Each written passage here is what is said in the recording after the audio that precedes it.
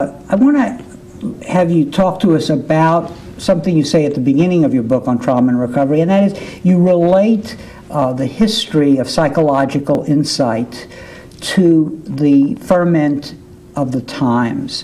And in a short history, you show how Freud and others' work on hysteria came at a political moment, in French history, that the work on war veterans and trauma in war veterans came as part of an anti-war struggle. And then finally, that insights on women and the traumas that they suffered came in the political climate, or the aftermath of the political climate of the 60s. Tell us a little about that, because that's very important in your thinking about these issues, especially the issue of trauma.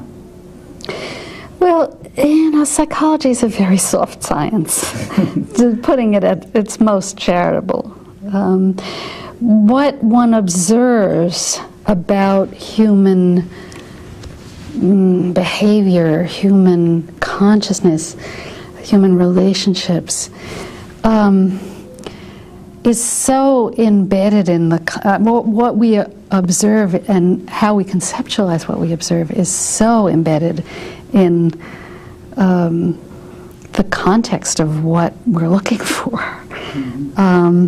And how we name it. It's, this isn't physics.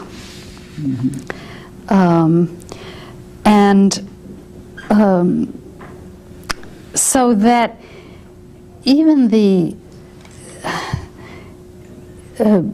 paying attention, the selection of what it is that we're going to consider interesting and significant in human behavior is so formed by the social and political context that we're embedded in. And I think that's particularly true about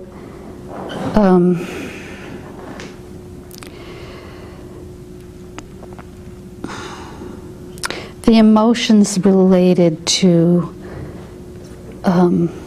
power and control, the emotions related to one's place in society, one's place in the family, the emotions of shame, of resentment, of pride, of a sense of legitimacy or illegitimacy. So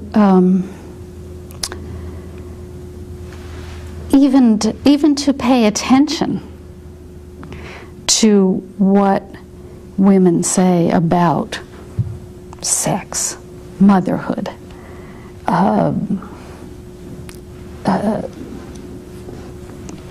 relationships, depends so much on what one thinks a woman ought to be saying, ought to be feeling, is legitimate to express.